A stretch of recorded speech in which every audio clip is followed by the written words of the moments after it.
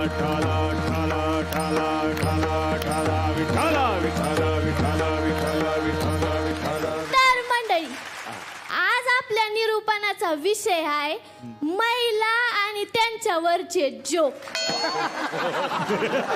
तर आजकाल कोणी बी उठते सुटत आहे आणि महिलांवर जोक मारिते. काय म्हणतात तर महिलांना गाडी चालवता येत नाही. जगात जेवढे जेवढे अपघात झाले त्यात किती वेळाला बाई ड्रायव्हर होती. आता काय बाईवर अजून जोक तर बायकांच्या पोटात काय राहत नाही. आणि हा जोक कोण करीतो? ज्याला बायकांनी 9 महिने आपल्या पोटात वाढवलं तो हा जोक करीतो.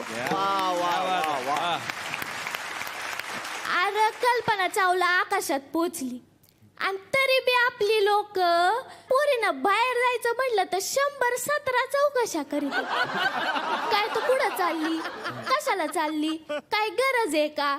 आता लोक कशी येते लहानपणापासून ऐकल्यावर ती पोरगी आपल्या नवऱ्याशी कशी नीट बोलणार आहे सांगा बरं. आणि नवरा काय म्हणत होता, बायका नीट बोलत नाही. यांचे जोक काय तर कोलंबस आपल्या देशात जन्माला आला असता तर अमेरिकेचा शोधच लागला नसता. आता त्याच्या बायकोने त्याला 10 प्रश्न विचारले असते. कुठं चालले, कशाला चालले, गरज आहे का, आणि मग चाललंय तर येताना भाजी घेऊन या. अरे दातवाश्या, कोलंबसच्या बायकोने त्याला अडवलं नाही म्हणून अमेरिकेचा शोध लागला असं नाहीये. देशाचा शोध लावायला जहाजात प्रवास करायला लागतो. समुद्रात वादळ वाऱ्याची सामना करायची हिम्मत लागती. अरे तू गाडीवर बसला, तुला वारं लागलं तर 10 दिवस तुझं नाक गळत शेंबड्या. आणि तुला एसटीत बी जागा खिडकीच्या शेजारची पाहिजे का तर तुला एसटी लागती. काय शोध लावणार आहे? परसाकडे जाताना याला टपरेल सापडलं आणि आज चाललंय अमेरिका शोधायला. पोरींच्या प्रत्येक गोष्टीला या खैरा बंड्यांना त्रास आहे. काय तर पोरीने रुमाल बांधला तरी त्रास, पोरीने गाडीचा ब्रेक नाही दाबला तरी त्रास, पोरीने रस्त्यावर पाय घासून गाडी थांबवली तरी त्रास. अरे बावळ्या, ती गाडी थांबवी ती तरी, तुला पुढच्याने ब्रेक दाबला तर तू तिथंच होल पडतो. आणि नंबर प्लेट व काय तू सोनू, तुला माझ्यावर भरोसा नाही. आता ट्रक गेला तरी फरफटीत जातो, ती सोनू कशी भरोसा ठेवणार आहे तुझ्यावर.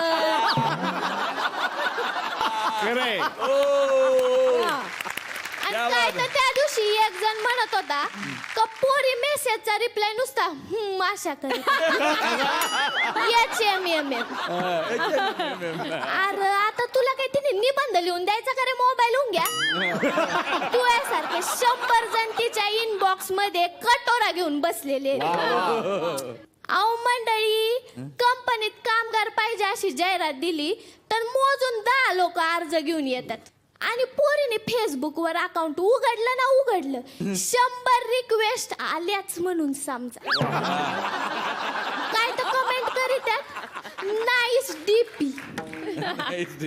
अरे तुझा डीपी गेलाय का? तुझ्या घरात 4 दिवस लाईट नाही ते पाय ना. अरे कावळे जेवढे काव काव करीत नाही तेवढे पोरं पोरीच्या कमेंट वर वाव वाव करीत.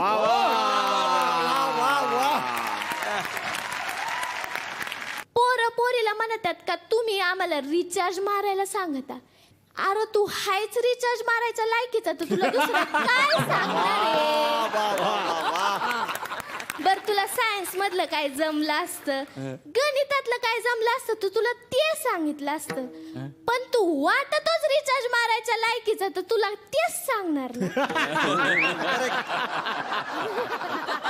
आणि तू देवा पुढे जातो, देवाला 100 चक्रा मारितो का तर नापास होऊ नये म्हणून. आणि समजा तू नापास झाला तर तू देवाला असं म्हणतो का माझ्या 15 अगरबत्त्या 25 नारळ वाया गेले भरून दे.